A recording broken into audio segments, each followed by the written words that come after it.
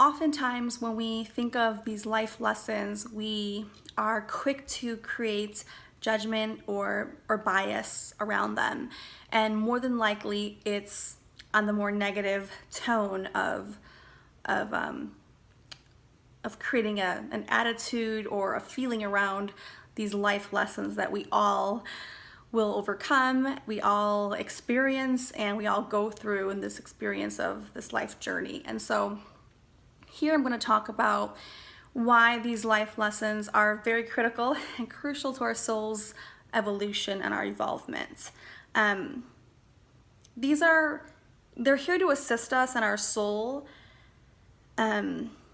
So whether we accept them as part of our choosing, whether we accept them as a burden, I do urge people to consider feeling them and seeing them as neutral. And if you can make the jump and the leap, I urge you to see them as positive experiences.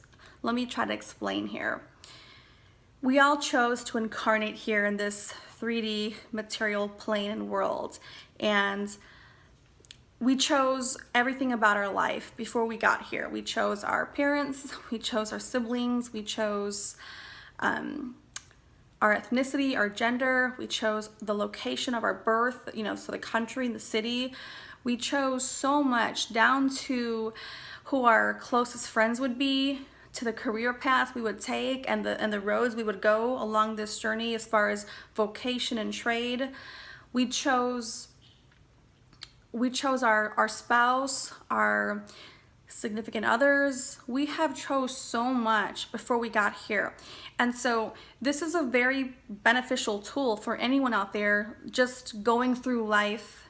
And even if you're not into these topics, this can still serve you as positive and as beneficial for your own, experience.